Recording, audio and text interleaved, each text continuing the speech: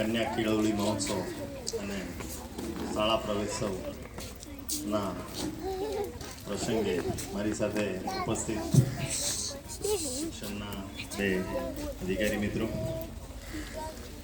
શાળાના સંચાલકશ્રીઓ, ગામના પદાધિકારી શ્રી, સરપંચશ્રી, ડેપ્યુટી સરપંચશ્રી, તાલુકા પંચાયતના સદસ્યશ્રીઓ અને જેણે જહેમત ઉઠાવી અને આ સુંદર આયોજન કર્યું છે એવા શાળાના આચાર્યશ્રી અને એમની સાથે મદદના એમના શિક્ષક મિત્રો,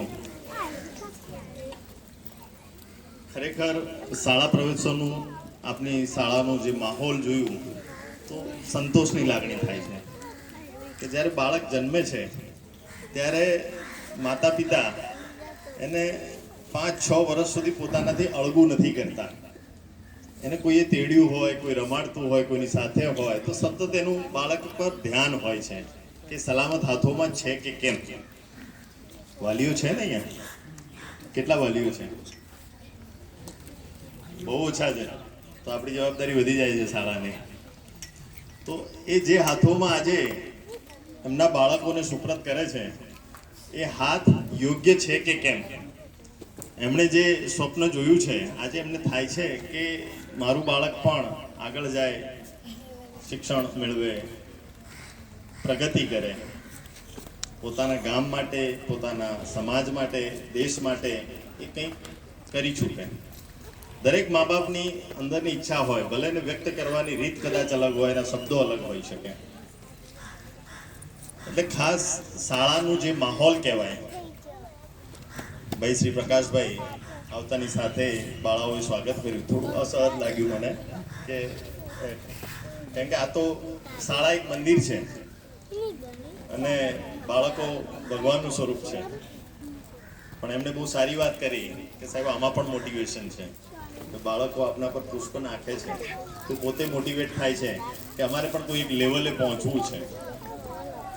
ગામની અંદર આજે પણ આપણો દેશ ગમે તેટલો વિકાસ કરે પણ ગામમાં જ્યારે કોઈ ગામના જ વતની હોય એવી કોઈ વ્યક્તિ આવે, કોઈ વકીલ હોય, કોઈ ડૉક્ટર હોય, કોઈ સારા અધિકારી હોય, ત્યારે ગામમાં આવે ત્યારે લોકો એને ચા પાણી માટે બોલાવતા હોય છે કે આવ્યા છો તો ચા પાણી કરવા આવજો.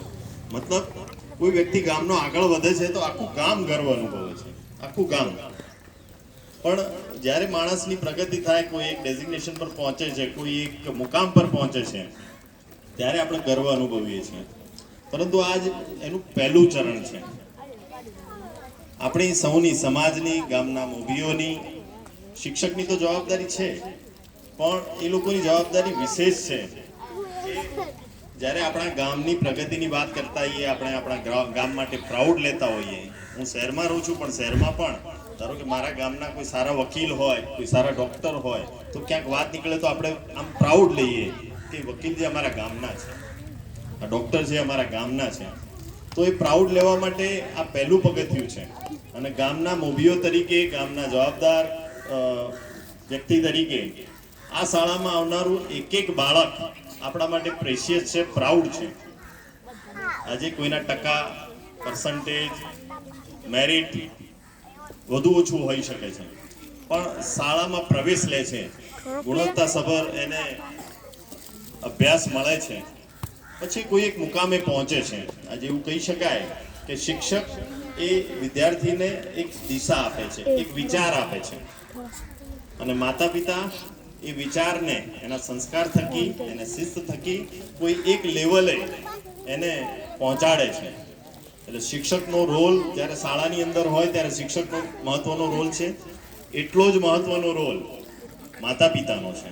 આજના પ્રસંગે આપણા બધાનું કામનું શેડ્યુલ એવું થઈ ગયું હોય, પ્રોગ્રામ કાર્યક્રમનો સમય એવો હોય કે કદાચ બધા માતા પિતાને અનુકૂળ ન હોય, પણ શાળાની એક વિશેષ જવાબદારી થાય છે કે આ પ્રસંગે કદાચ એ ઉપસ્થિત નથી રહી શક્યા પણ જેટલા માતા પિતા શાળા સાથે ઇન્ટરેક્ટિવ થશે એટલું જ બાળકનું કમ્ફર્ટ લેવલ વધશે.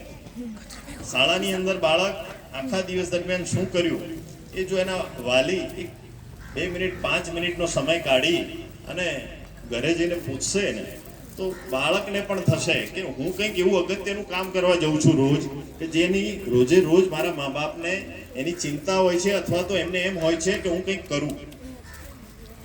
આજે શાળા પ્રવેશોત્સવની અંદર સરકારશ્રીની જહેમત 2003થી આપણા તે વખતના મુખ્યમંત્રી શ્રી અને હાલના વડાપ્રધાન શ્રી જ્યારે એમને આ વિચાર આવ્યો પ્રવેશોત્સવ, આજનું તો થીમ પણ એ છે કે ઉલ્લાસ સાથેનું શિક્ષણ, એજ્યુકેશન વિથ જોય, આનંદ.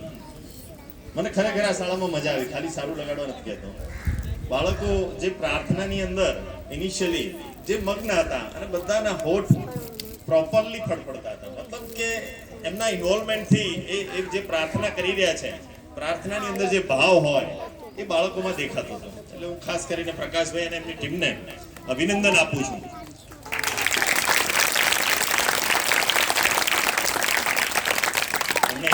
બીજી વાત પણ કરી કે એ પોતે યુપીએસસીના પ્રિપેરેશન માટે વિદ્યાર્થીઓને મોટિવેટ કરે છે, એમને મદદ કરે છે અભ્યાસની અંદર. ખૂબ મોટી વાત છે, ખૂબ સારી વાત છે. આજે આપણું ભવિષ્ય, આપણા મુખ્યમંત્રીશ્રીએ કહ્યું કે વિકસિત ભારત માટે વિકસિત ગુજરાત જ્યારે બનાવવાની વાત હોય ત્યારે પહેલી ઈંટ, પહેલી નીવ જે કહેવાય એ શિક્ષણ છે. સરકારશ્રીનું કમિટમેન્ટ છે શિક્ષણ બાબતે. જેમ મેં અગાઉની શાળામાં પણ વાત કરી, આપણી પાસે યુનિક આઈડી આધાર કાર્ડ છે. આપણા હવે દરેક સરકારી લાભ હોય કે કોઈ પણ પ્રકારની બાબત હોય તો આપણા આધાર કાર્ડથી આપણી આઈડેન્ટિટી છે અને એ આધાર કાર્ડ હોય તો આપણને એનો લાભ મળે છે. એ જ રીતે સરકારશ્રીએ CTS number, child tracking system જે ડેવલપ કરેલી છે કે બાળક જ્યારે જન્મે છે એનું ક્યાંક ને ક્યાંક બર્થનું રજિસ્ટ્રેશન થાય છે, એને ક્યાંક રસી મળે છે, સ્કૂલમાં દાખલ થાય છે તો એનો એક યુનિક આઈડી જનરેટ થાય છે. સરકાર હવે શાળાઓની અને શિક્ષકોની અને શાળાઓના મેનેજમેન્ટની જવાબદારીઓ વધી જાય છે કે ખાલી કાગળ પર માસ્ટર પર વિદ્યાર્થી હશે અને કંઈ ગ્રાન્ટ મેળવતા હશે કે લાભ મેળવતા હશે, કદાચ લાભ ન મેળવતા હોય તો પણ કે જે પ્રોફાઇલ ઊભું કરવામાં આવતું હોય છે શાળાનું, હવે એમાંથી આપણે સાચી વસ્તુ જ સરકારશ્રી સ્વીકાર કરશે. મતલબ કે CTS નંબરથી દરેક ચાઇલ્ડનું ટ્રેકિંગ થવાનું છે.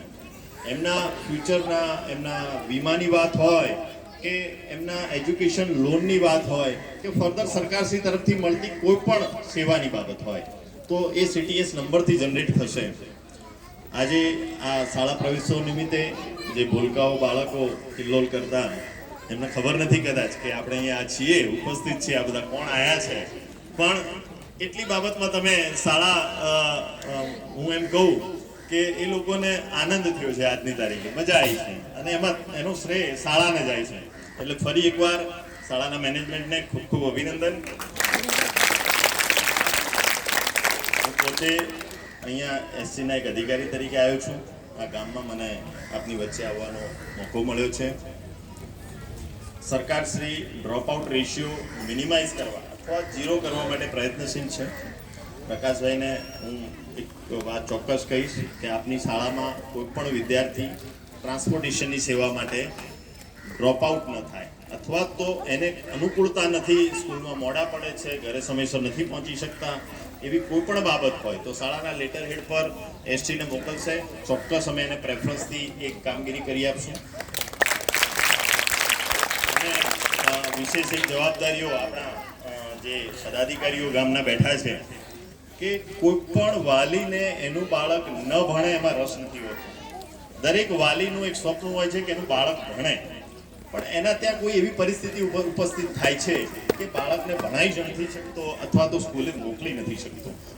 તો માત્ર શિક્ષક એનું સોલ્યુશન નહીં કરી શકે, એ તો ઉઘરાણી કરી શકશે. 2 દિવસ 4 દિવસ નહીં આવે તો ખબર પૂછી આવશે કેમ નથી આવતો. પણ ધારો કે એની કોઈ એવી પરિસ્થિતિ ઊભી થઈ છે તો મારી સૌ મહાનુભાવોને એક વિનંતી છે, કમસે કમ આ જે ગામ છે, ગુપડિયું ગામ છે, મંદિર છે, બાજુમાં આરોગ્ય કેન્દ્ર છે, શાળા છે, અદ્ભુત કેનવાસ છે. ત્યારે આ શાળાના, આ ગામના કોઈ પણ વાલીને એવી કોઈ તકલીફ ઊભી થાય તો આપણે સાથે રહી અને એનું બાળક શાળા ન છોડે એટલી જવાબદારી તો આપણે લઈએ. અને આશા રાખું છું કે આ કામગીરી કદાચ થતી જશે. મને જે સૂચવી મેં આપને વિનંતી કરી.